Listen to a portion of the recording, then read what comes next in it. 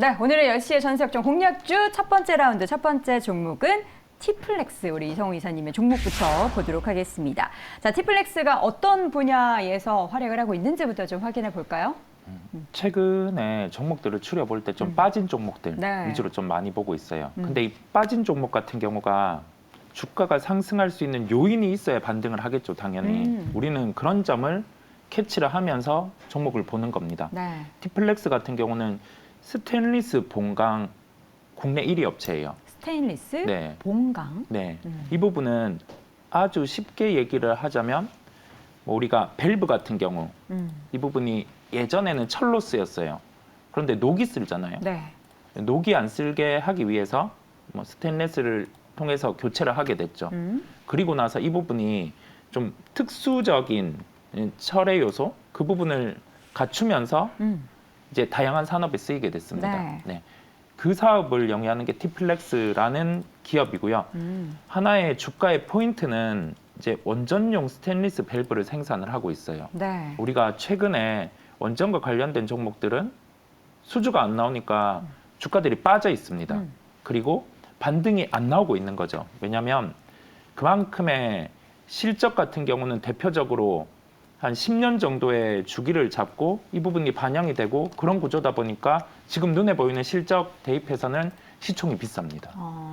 그러면 시장에서 눈으로 보이는 시총은 비싼데 이제 향후에 수주가 나오게 되면 단계적으로 뭐 10년의 주기든 몇 년의 주기든 이 실적을 반영하면서 시총은 올라가고 이익도 올라가고 이런 구조인데 이후에는 눈에 보이는 밸류가 목에 차게 되면 원전주 같은 경우는 그게 주가의 고점일 수 있는 거죠.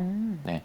그런 사이클의 특징을 이해를 하면서 지금 원전과 관련된 종목들 같은 경우는 조그마한 요소, 뭐 수주 아니면 수주의 가능성 이런 부분이 부각되면 주가의 반등이 나올 수 있는 자리까지 주가의 조정이 나와 있습니다. 그렇다 보니 좀 시장이 조금은 형태가 변동성이 커지고 있고 이 안에서 좀 지수 같은 경우도 왔다 갔다 하고 있죠. 전거래일, 전전거래일 오늘 이렇게 비춰보면 왔다 갔다 하는 상황에서 좀 빠진 종목에서 조그만한 요소가 나올 때 반등이 나올 수 있는 그런 종목들을 챙겨보자는 점에서 오늘 티플렉스를 가지고 왔습니다. 네, 티플렉스 가격 전략 바로 보도록 할게요. 굉장히 바닥권에 있는 상황인데 목표 주가를 4,700원으로 제시를 해주셨네요. 차트 네. 함께 봐주실까요? 짧게 반등이 나올 수 있는 시각으로 접근을 했는데 오늘 갭이 좀 크게 출발을 했습니다. 그렇다 보니 제 가격은 한 3,870원에 매수를 제시를 했어요. 그런데 이 가격은 도달이 좀 힘들 것 같고 오늘 시가 기준, 시가 기준 정도에 4,275원 이 가격을 놓고 보면 한 4,150원 정도의 매수도 가능한 가격이라고 할 수 있겠고요.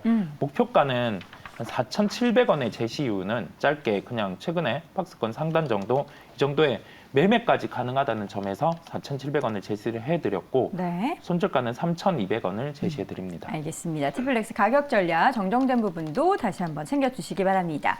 자, 이번에는 김민수 대표의 첫 번째 라운드의 첫 번째 공략주 이어서 확인해 볼까요? 서현 이화 보겠습니다. 진짜 이번 주에 지금 자동차 관련한 종목 세 번째 소개를 해드리는 겁니다. 이번에는 서현 이화를 볼 텐데요. 어떤 부분이 가장 좀 매력적인 종목이죠? 이 종목이 세 번째. 아니요. 네. 자동차 관련한 부품 쪽에. 부품 쪽. 네. 자동차 쪽이 그동안 많이 정체를 보이다가 이제 좀 탄력을 받다 보니까 네. 그동안 숨겨있던 보석 같은 종목 찾아보자라는 입장 쪽에서 서현이와 말씀드렸고요. 네. 자동차 내장재 보통 뭐 도어 트림 또 안에 들어가는 박스 뭐 이런 것들 쪽에서 강점이 있고 상용차는 시트 쌍용차가 아니죠? 상용차입니다. 예. 시트에 주력하는 회사인데 현대기아차 주력으로 납품하고 있고요. 네. 좀 더 확대해서 포드, 벤츠, 뭐 폭스바겐, 아우디 이런 쪽으로도 같이 확대가 되는데 가장 중요하게 봐야 될 부분이 그거 같습니다. 최근 들어서 미국의 법인에 대해서 신규 출자를 했습니다. 그렇다는 얘기는 미국의 이제 전기차 전용 공장들이 현대기아차에서 이제 들어가는데 거기에 같이 납품하기 위해서 이를 끌어낸다라고 하게 되면 납품을 대비해서 성과를 내려고 한다. 어떤 약간 시설 투자의 개념이 되겠죠. 네. 그런 쪽에서 앞으로 변화를 좀 더 기대할 수 있는 거, 즉 같이 미국에 가서 성장한다라는 쪽으로 봐야 될 것 같고요. 근데 지금도 실적이 나쁘지 않습니다. 지금 작년 기준으로 영업이익이 한 1,450억 나왔는데 네. 120% 늘어난 숫자고요. 올해는 사상 최대 실적 이어가겠다라는 입장인데 주가는 전혀 반영이 안 돼 있다라고 하게 되면 이게 영향을 끼칠 것 같고요. 시총이 2,400억입니다. 1,400억 나는 자동차 회사가 영업이익이 나는 회사가 시총이 이거밖에 안 된다 그러면 좀 변화가 들어와야 되지 않을까라는 쪽에서 흐름들 체크하셔야 될 것 같습니다. 네. 네. 자, 서현이화는 최근에 이제 앞서 말씀해 주신 대로 주가가 바닥을 딛고 V자 반등을 시원하게 이뤄내고 있어요. 목표 주가를 지금 제시한 게 12,000원 가격대. 박스권 상단 뚫어낸다라고 보시는 거죠? 1차입니다. 1차. 네, 더 간다, 그럼. 그거는 그때 가서 이제 또 바꾸도록 하고요. 네. 왜냐면 지금 이제 분할한 이후에 한일이화에서 분할됐죠. 예, 그런 다음에 지금 중요한 저항대가 과거에 나왔던 박스권의 또 레벨 다운되는 가격대까지 보게 되면 일단 12,000원대가 저항이기 때문에 네. 이 부분 돌파해야 다음으로 간다라는 쪽에서 다음으로 가게 되면 한 15,000원, 16,000원대 가겠죠. 근데 그 레벨업 되는 흐름들 지켜보자라고 말씀드리겠습니다. 네, 알겠습니다. 자, 이어지는 두 번째 라운드 공략주 확인해 보겠습니다. 먼저 이성웅 이사의 종목은 이오플로우. 요즘에 수급 특징주 중에서도 외국인도 그렇고 기관도 그렇고 이 종목 담고 있더라고요. 이오플로우는 뭐 하는 기업이에요? 이오플로우는 인슐린과 관련된 패치, 우리 당뇨병 네, 환자분들이 관련된 필요하죠. 사업을 영위를 하는 기업이에요. 근데 최근에 강세를 나타냈던 제약바이오 건강기능식품 조건을 보면 케어젠이 시가총액 2조를 도달을 했었고 그 다음에 대표님께서 언급을 해주셨던 바이오니아 같은 경우가 케어젠의 다음 스텝의 그림으로 움직이고 있어요. 그러면 우리는 고민을 해볼 수 있는 거예요. 네. 시장에 그런 상승을 할 수 있는 가능성을 가진 종목. 그러면 그런 종목은 동일하게 기업에 대해서 사업을 영위를 하는데 이 부분이 실제 전방에 뭐 충분히 납품을 할 수 있는 그러한 체력을 갖추고 있는 기업 같은 경우는 주가가 이제는 빠져 있다가 반등이 나올 수 있다는 점입니다. 우리 한번 그런 특징을 가진 종목들에 대한 고민을 해볼 필요가 있겠고요. 요플로 같은 경우는 인슐린 패치 사업을 중심으로 영위하는 기업입니다. 인슐린 펌프의 상용화가 이제 이루어지는 단계고 구체적으로 이 패치의 공급가는 25,000원 정도예요. 그런데 이게 한 100만 정도의 시장을 타겟으로 한다고 하면은 250억. 네. 그 정도의 매출이 딱딱딱딱 찍힐 수 있는 거고요. 네. 근데 이게 국내 시장을 한번 놓고 보면 한 1,000억 정도의 시장 규모가 형성이 되어 있습니다. 글로벌적으로는 한 10조 이 정도의 시장이 오픈이 되어 있는 거거든요. 그러면 이론적으로 생각을 해보는 거예요. 이 기업이 전방에 한 10조 정도의 시장이 열려 있고 여기에 대해서 시장 점유율을 1% 확보한다면 매출이 1,000억이 발생하는 거예요. 네. 그런 식으로 종목들을 보는 겁니다. 앞단에 열려 있는 시장, 이 기업의 기술력, 그러면 이게 실제 판매가 해 나가는 단계에서는 밸류를 땡겨와요. 땡겨온단 말이죠. 우리가 케어젠에서 받고 2조, 바이오니아 지금 주가에서 받고, 그러면 그런 거를 통해서 봤다고 하면은 이런 종목도 플레이를 할 수 있어야 된다는 생각입니다. 그런데 네. 그동안 상장 후로 주가는 왜 이렇게 줄줄줄 흘러내린 거예요? 그렇죠. 실제 이게 사업에 대해서는 이 사업을 영위를 해요. 근데 나가는 매출이 뚜렷하지 않았던 거죠. 예, 제품은 만드는데 네.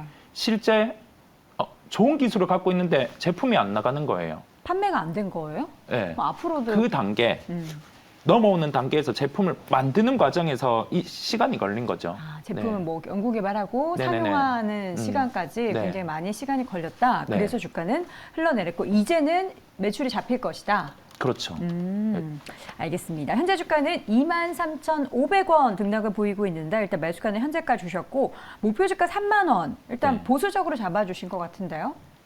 아니에요? 아주 좀 보수적인 단가로 잡았고 네. 우리가 4년 전에 한 가지 사례가 있었죠. 이 헬스케어와 관련된 부분에서 네. 해외에 매출이 본격적으로 발생한 기업들 같은 경우가 주가가 2배, 3배 가볍게 이렇게 가는 사례가 있었어요. 맞아요. LNC 바이오 4년 전. 그때 주가를 한번 보는 걸로 하면서 이 종목에 대해서도 그때 스멜이 나는 거죠, 지금. 그때의 냄새가 난다. 네. 한국어로 번역해 드리도록 하겠습니다. 네. LNC 바이오가 2019년에서 2020년 가을까지 주가가 지금 10,000원대 미만에서 50,000원대까지 올랐어요. 그러면 5배 간다 이겁니까? 아니요. 단정은 못 짓는데 그만큼의 포텐은 있다 이겁니다. 네. 네, 그만큼의 네. 포텐이 있는 이오 플로우 확인해 봤습니다. 자, 이어서 마지막 종목 보겠습니다. 김민수 대표의 공략주는 더 네이처 홀딩스 확인해 보도록 하겠습니다. 의류 관련해서 또 가지고 오셨어요. 네, 5배 가는 스멜은 아닙니다. 네. 그런데 저평가다 보니까 네. 또 특히 지금 최근에 나오는 얘기가 미국에서 소매 판매 좋다고 얘기를 하고 네. 있죠. 거기다가 또 의류 재고가 미국에서 보니까 감소하고 있습니다. 회전율 올라가고 있고요. 그러면은 이런 변화가 의류 쪽에서도 서서히 변화가 들어온 게 처음에 한세 시렵이었고 그러면 좀 저평가된 의류주 다시 봐야 되는 게 아니냐 이런 시각으로 올 수 있다고 보여지는데 대표적으로 뭐 내셔널 지오그래픽 다 이런 뭐 티 하나에 7만 원 하는 거 갖고 계시죠? 아니요, 저는 안 갖고 있어요. 네. 저는 티셔츠는 10,000원짜리 삽니다. 넘어가고요. 네. 네. 그래서 또 NFL이라든가 캐리어 브랜드 이런 것도 리오프닝 되게 되면 하나씩 또 들고 이거 다니시겠죠. 말씀하셨잖아요. 저번에 캐리어 이거 많이 그렇습니다. 산다고. 근데 가다가 또 다시 내려왔기 때문에 아, 다시 한번. 네, 또 기회가 되겠다라고 생각되고 있고 게다가 배럴이라는 회사 지분 인수했죠. 베라왕. 배럴. 아, 배럴. 예, 베라왕은 저 브랜드 이미. 캐리어 브랜드고요. 네, 근데 배럴을 인수를 하다 보니까 이제 여름 또 이제 관련된 래쉬가드 쪽은 또 하나의 라인업을 만들어 놓다 보니까 또 기대가 높은 거죠. 그와 함께 또 이 브랜드 혹시 아십니까? 뭐요? 마크 곤잘라스. 마크 곤잘라스. 곤잘레스. MZ 세대들이 많이 입는데요. 네. 이게 브랜드가 처음에 보고 바나나인 줄 알아요. 아, 그래요? 네, 바나나가 아닙니다. 바나나가 아니라 이렇게 애가 이렇게 노란색 애가 이렇게 좀 날개짓을 하는 그 브랜드거든요. 근데 일단 모르실까봐 얘기 아니, 제가 드렸고요. 찾아. 네. 아, 귀엽네요. 네, 좀 저한테 어울리는 브랜드는 아닌 것 같아요.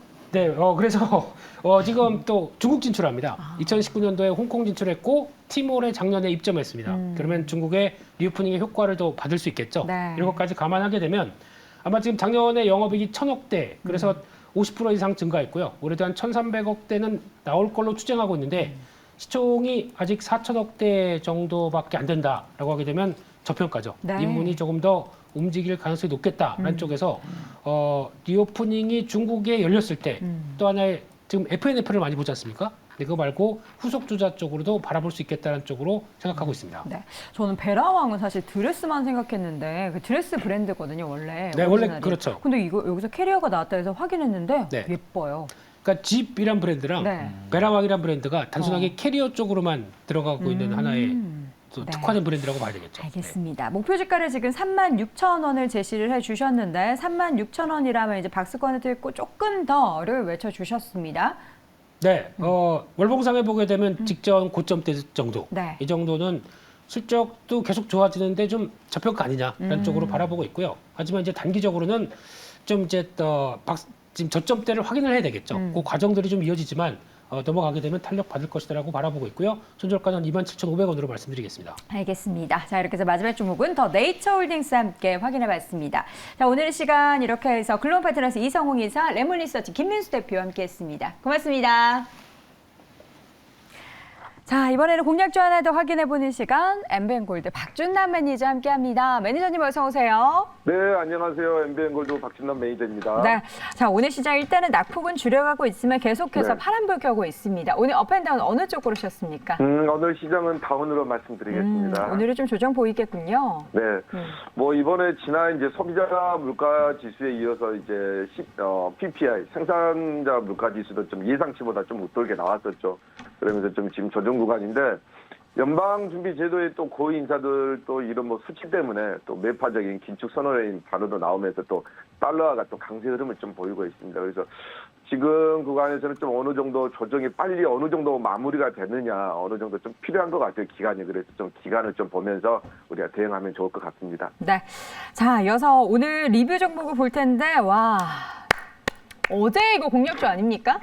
네, 어제 네. TKT 휴대폰 관련해서 실적이 잘 나왔는데 네. 시장이 안 좋다 보니까 그 전날 이게 주가가 안 올랐더라고요. 그래서 편입을 했는데 어제 편입한 방송 이후에 한번 크게 상승을 많이 했더라고요. 근데 1차 목표가까지 터치를 해버렸네요. 와 어제 장중에 12,000원 선 터치를 예. 했어요. 그러니까 1차 목표가까지 터치를 12,000원까지 했으니까 충분히 하루 만에 당일 만에 수익 한 15% 정도 줬으면은 정말 많이 준 거죠. 이번 시장에. 뭐 어제 시장도 좋았겠지만. 그래서 2차 목표가 한 13,000원 정도 되거든요. 그래서 한번 지금 매물대를 흡수하면서 다시 한번 좀 보이고 있는데 13,000원까지도 한번 기대해 보시면 좋을 것 같고 오늘도 또 이런 종목들 한번 실적 좋은데 안 간 종목도 한번 편입해 봐야 되겠죠. 네. 네. 자, 오늘은 그러면 어떤 종목인지 함께 보도록 하겠습니다. 네. 자, AI 관련한 종목 하나 더 확인해 볼까요? 요즘 신규 상장한 종목들이 상당히 좋은 것 같아요. 예, 상당히 좋은데 이제 상장한 지 얼마 안 됐는데 사상 최대 실적인데 주가의 바닥에 있는 종목을 또 한번 단기 상승할 수 있는 종목을 편입 한번 해보도록 하겠습니다. 오늘은 빅데이터로 한번 가보도록 하겠습니다. 빅데이터의 진짜 빅데이터 숨은 종목인데 9,000원에 아닙니다. 좀 수정하겠습니다. 오늘은 11,200원이네요. 네, 11,200원에 영림온 소프트랩이라는 종목을 한번 편입하도록 하겠습니다. 영림온 소프트랩인데 이 종목 진짜 빅데이터 종목인데 제가 왜 이제 진짜 빅데이터 종목이라고 하냐면 이제 테마주들도 많잖아요. 그죠? AI 인공지능이나 빅데이터. 다우데이터가 요즘 뭐 10,000원에서 50,000원권 정도 가고 있는데 이 회사 같은 게 진짜 빅데이터 기업이거든요. 향후에 이 다우데이터 같은 충분한 이런 기술력이나 플랫폼을 가지고 있는 기업입니다. 다우데이터도 이 회사처럼 초반에는 영림원 소프트랩처럼 아주 작게 시작을 했어요. 그래서 이 회사가 아주 커나가는 모습이 아주 상당히 놀랍습니다. 지금 국내 최초 1위 한국형 빅데이터 기반 ERP라고 하면은 아마 그 기업에서 경영을 하시는 분들은 다들 아실 거예요. 이제 전사적인 자원 관리인데 이걸 개발을 했습니다. 어디를 포커스를 대상으로 해서 대기업 말고 다우데이터는 대기업이죠. 이 회사 같은 중견기업하고 중소기업을 대상으로. 우리나라 중소기업하고 중견기업도 엄청 많잖아요. 인력난 때문에 그리고 인건비 때문에 그런 부분 해결해 주려고 하면 플랫폼을 만들었는데 이 대기업들 같은 경우는 자체적으로 축적한 빅데이터가 상당히 많죠. 근데 이 중소기업이나 중견기업들 같은 경우에는 인공지능에 활용하려면 빅데이터가 많아야 되잖아요. 근데 이런 데이터 양이 작을 뿐만 아니라 정보도 다양하지가 않습니다. 그러다 보니까 중소 중견기업들이 인력이나 비용 부담에 대해서 상당히 부담이 되는 부분인데 여기에 덜어주는 플랫폼인데 이 회사가 좀 특이한 게 국내 기업 경쟁력 인력 부문에서 1위인데 왜냐하면 전체 인력 중에 기술 인력이 100명을 기준으로 했을 때요. 91.5%가 기술 인력입니다. 정말 대단한 빅데이터 기업이죠. 그죠? 그 정도로 차지할 정도로 전문적인 기술 개발 역량 보이는데 이제까지 플랫폼을 개발하고 투자를 했다면 매출의 10%는 거 계속 연구 개발비로 투자하고 있거든요. 그러면 이제부터는 뭘 해야 되냐. 이 플랫폼을 출시하면서 서비스하니까 앞으로 회사가 계속적으로 성장해 나갈 수밖에 없다. 그게 실적으로도 직접 나타나고요. 빅데이터에 이번에 보니까 빅데이터 ERP에 AI를 또 접목했습니다. 이 회사가. 그래서 이 빅데이터에 AI까지 접목을 하니까 경영 전략까지 세우는 이 신제품 K-시스템 AI를 공개했는데 이 빅데이터 관리에 초점을 맞췄던 기존 ERP의 범위를 넘어서 AI를 활용을 해서 향후 경영 전략까지 세우는 데 도움을 주는 솔루션인데 이 ERP 빅데이터 AI 힘으로 분석을 해서 기업 경영에서 일어나는 다양한 상황을 예측하고 조치하는 데 상당히 도움이 된다. 이렇게 말씀드리고요. 인공지능의 이제 빅데이터를 기반으로 해서 이제 인공지능까지 사업을 좀 이렇게 늘려나가는 추세인데 AI 챗봇 연계 ERP를 출시했습니다. 이 회사가. 상당히 중요한 부분이죠. AI 연계 ERP를 3년 전부터 준비를 했는데 그러면 어떤 데 쓰이느냐. 재고가 많이 나왔으면 기업들에게 재고를 어떻게 할 것이냐. 그러면 영업 전략을 어떻게 할 것이냐. 이번 연도에 2023년 경영 전략을 어떻게 할 것이냐. 회사의 매출을 위해서. 그런 부분들을 포인트를 집어줘서 이게 조은해지는 어드바이저. 상당히 중요한 부분이죠. 그래서 이런 클라우드에 접목된 중소기업들이 AI 경영 분석으로 이어질 수 있도록 AI가 축적된 빅데이터를 기반으로 경영 예측까지 할 수 있는 아주 중요한 솔루션입니다. 꼭 필요하겠죠? 그러다 보니까 이제 국내에서 이제 어느 정도 시범을 해서 서비스를 해서 어느 정도 실적을 달려가니까 어디로 눈을 돌리겠어요? 당연히 해외 쪽으로 눈을 돌려야 되겠죠? 해외 진출을 하면서 이제 인도네시아 시장에 진출했습니다. 그래서 다수의 파트너사를 확보하는 중이다. 이렇게 말씀드리고 그러면 실적으로 나타나야 되겠죠? 보겠습니다. 지금 현재 이제 실적이 나왔습니다. 4분기 실적이 나왔는데 아직 상승을 못한 종목이에요. 상당히 중요한 포인트죠. 2024년 4분기 누적 영업이익으로 보면은 64억 정도, 순이익은 한 73억 정도 나왔거든요. 거의 한 47%, 45% 정도 증가한 수치예요. 상당히 잘 나온 거죠. 원익 서프라이즈니까. 이번에 지금 매출액이 300억에서 400억, 400억에서 이번에 사상 최대 매출이 나왔습니다. 575. 거기에 영업이익이 벌써 40억에서 이번에는 64억까지 작년치 순이익은 73억까지 나왔어요.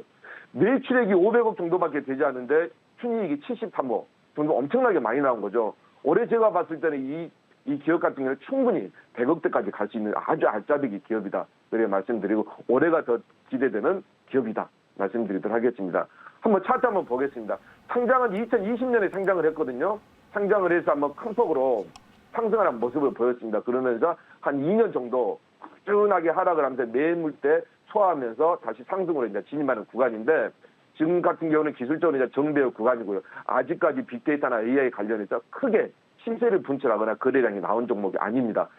중요한 게 실적이 너무 좋고 앞으로 성장 가능하다. 그쪽에 빅데이터 AI 기업이다. 그러게 우리가 좀 보시면 좋을 것 같습니다. 1차 목표가는 제가 지금 현재 11,000원대인데 13,500원 충분히 해. 그리고 2차 목표가는 15,000원 제시하도록 하겠고요. 손절가는 제가 10,000원 제시하도록 하겠습니다. 네. 자, 이렇게 해서 오늘 새로운 AI 관련주 공략주는 영림원 소프트를 함께 확인해 봤습니다. 오늘도 수익 기대를 해보도록 하겠고요. 지금까지 MBN골드 박준남 매니저 함께했습니다. 고맙습니다. 네, 감사합니다.